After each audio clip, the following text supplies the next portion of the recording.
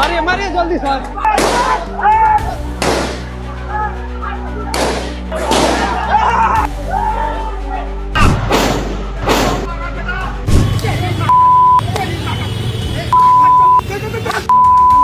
कहाँ को लगा है? अरे गोली कहाँ हुआ है? वहाँ भी चौक पे मार दिए लोग। चल भाई जल्दी लगा, भागो जल्दी।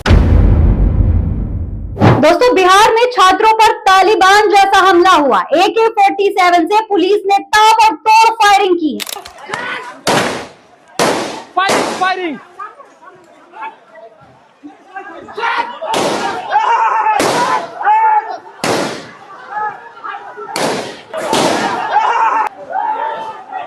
इस देश के युवा है, कोई आतंकी नहीं है, लेकिन इन पर जिस तरीके से फायरिंग हो रही है वो वाकई में हैरान कर देने वाला है। वीडियो देखिए आप, किस तरीके से लगातार एक के बाद एक गोलियां चलाई जा रही है, फायरिंग हो रही है, छात्र भाग रहे हैं इधर उधर।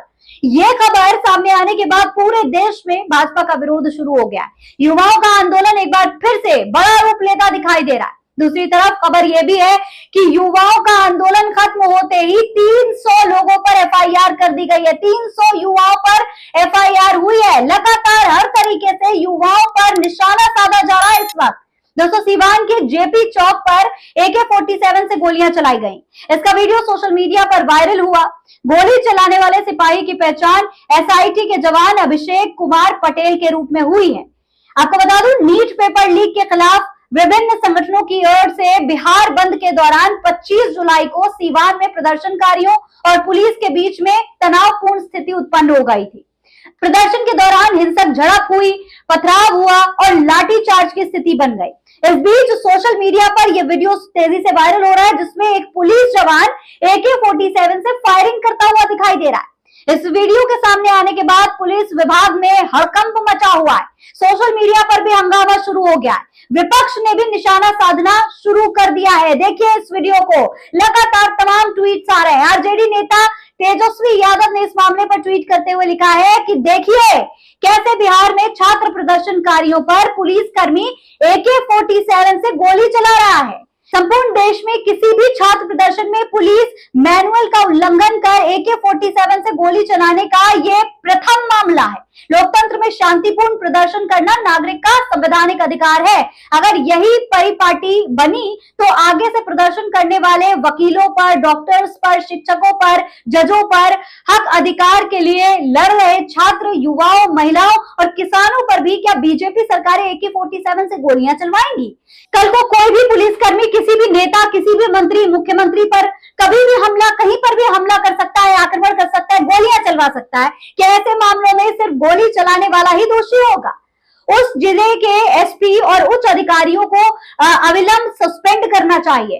गृह मंत्री की जवाबदेही तय होनी चाहिए, अन्यथा प्रदेश में अराजक स्थिति उत्पन्न हो जाएगी। अपराधी प्रवृत्ति के व्यक्ति को जनता ने बिहार का मुख्यमंत्री नहीं चुना था, वो इलेक्टेड नहीं सिलेक्टेड CM है। दोस्तों, विपक्ष लगातार भाजपा को युवा विरोधी और शिक्षा विरोधी कहता है, लेकिन इस बार भाजपा सरकार विपक्ष की इन तमाम बातों को सही साबित करती हुई दिखाई दे रही है। सोचिए आप, कहीं पर युवाओं पर फायरिंग हो रही है तो कहीं भाजपा नेता युवाओं को गालियां दे रहे हैं। भाजपा प्रदेश अध्यक्ष महेंद्र भट्ट ने छात्रों को साला तक बोल दिया।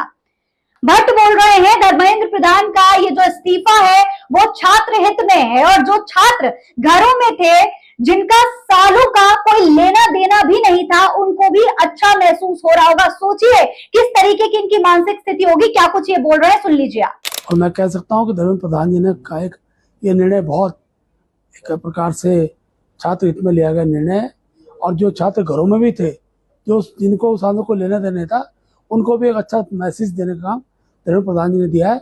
मोदी जी की सरकार में हमेशा जो जन भावनाएं होती हैं और जो जनता को एक प्रकार से दिग्भ्रमित करने का भी जब प्रयास होता है, तो उस सबको रोकने का इस प्रकार के निर्णय होते हैं, और निर्णय धर्मेंद्र प्रधान जी ने लिया है।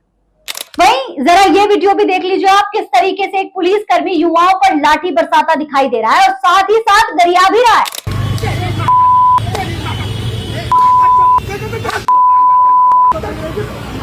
इस वीडियो को शेयर करके परमानंद आजमगढ़ी लिखते हैं कि पुलिस का ये निरंकुश दुर्व्यवहार छात्रों के लिए ठीक नहीं। पुलिस जनता की सुरक्षा के लिए बनी है, पर ये गालीबाज पुलिस के लोग अपना दम सिर्फ छात्रों पर ही दिखा रहे हैं। एक भी हाई प्रोफाइल के अपराधी के साथ ऐसा सुलूक नहीं करते, लेकिन कमजोरों को मारने के लिए इनके पास न जाने कितना जोर बढ़ जाता है। ये सभ्य समाज के लिए बहुत ही निंदनीय है। सोचिए जरा दोस्तों, लाठियां चला दी, गालियां दे दी, AK-47 तक चला दी, इससे भी सुकून नहीं मिला तो 300 युवाओं पर FIR हो गई। खबर के मुताबिक बिहार बंद के दौरान पूरे राज्य में हुए छात्रों के प्रोटेस्ट के बाद पुलिस ने कुल 21 FIR दर्ज की हैं। इन मुकदमों में 300 से ज्यादा लोगों को जेल भेजा गया है। घटना में 129 की गिरफ्तारी हुई है। 30 नाबालिगों, 30 महिलाओं को छोड़ दिया गया है। करीब 8 जिलों में ये गिरफ्तारियां हुई हैं दोस्तों। वहीं कॉकरोच जनता पार्टी ने इस पर आपत्ति जताई है। कहा है कि केंद्र सरकार के साथ बैठक में तय हुआ था कि देश भर में छात्रों पर न तो कोई मुकदमा होगा, न कोई गिरफ्तारी होगी, फिर भी ऐसा किया जा रहा है। कॉकरोच जनता पार्टी ने इसको वादा खिलाफी बताया और साफ साफ कहा है कि अगर किसी भी छात्र पर कोई एक्शन होता है तो आंदोलन फिर से शुरू हो जाएगा।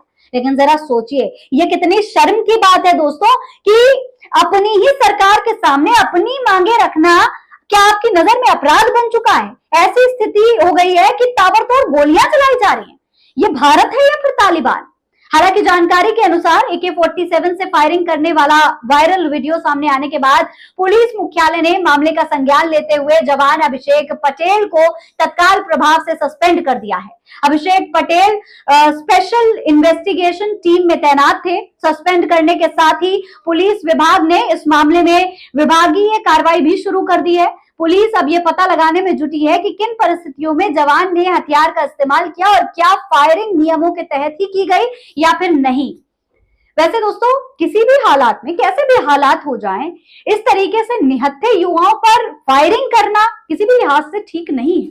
उन पर लाठियां बरसाना बिल्कुल भी ठीक नहीं है।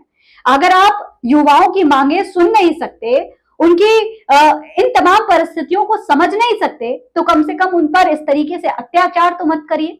इस पूरे मामले पर आप क्या कहेंगे? कमेंट बॉक्स में लिखकर हमें जरूर बताएं। फिलहाल इस खबर में इतना ही। जय हिंद, जय भारत।